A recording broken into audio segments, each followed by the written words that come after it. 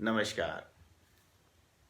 आज दुनिया में हम सभी परमात्मा को किसी न किसी रूप में मानते हैं, चाहे वो राम के रूप में, रहीम के रूप में, श्याम के रूप में, किसी भी रूप में, अनेकों रूप से हम लोग उसे मानते हैं।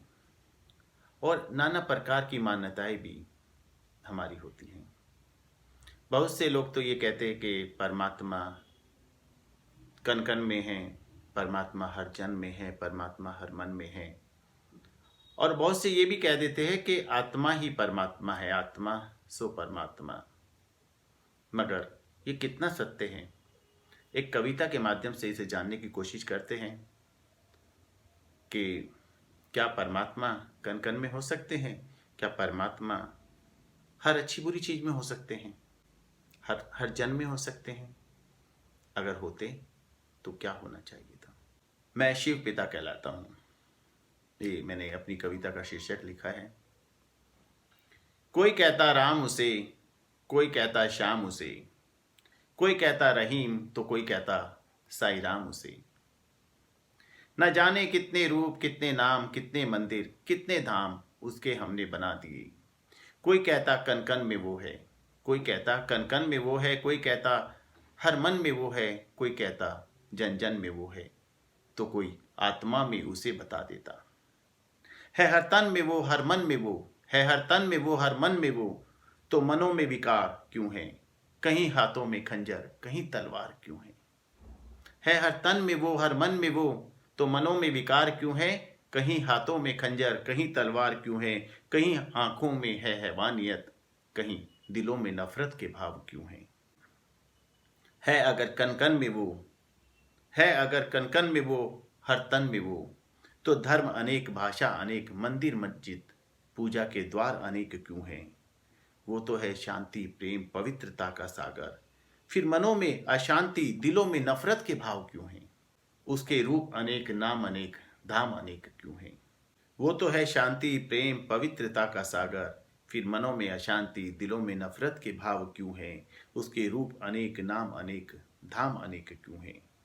जीवन मरण से नहीं उसका नाता, उसके जन्म अनेक क्यों दिखा दिए? कुछ सोचो, कुछ समझो, जानो, ये तो है बेहद का ड्रामा। ईश्वर एक, उसका धाम है एक, शक्तियां उसमें है अनेक। वो है डायरेक्टर इस ड्रामा का, वो है डायरेक्टर इस ड्रामा का, ड्रामे उसके क्यों हमने बना दिए?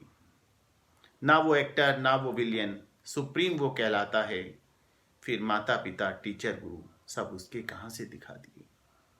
आती विपदा जब कोई, वो सबका साथ निभाता है, और मन की एक आवाज में दौड़ा चला वो आता है। उसके रूप अनेक, नाम अनेक, धाम अनेक क्यों दिखा दिए? वो कहता है जैसे कर्म करता तू बंदे, फल वैसा मैं देता हूं। खुद को आत्मा समझ मेरी मत का पालन कर, द्वार स्वर्ग के खुल जाएंगे, ना रहेगी दरकार मंदिर मस्जिद गुरुद्वारे जाने की, परमात्मा स्वयं मिल जाएंगे।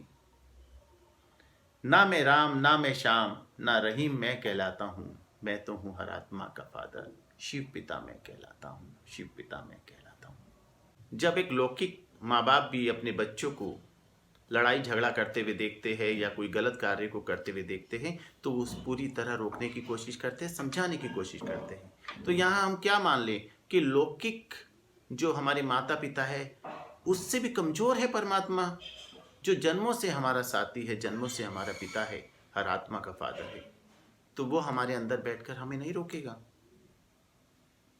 समझने की बात है कि परमात्मा केवल एक है।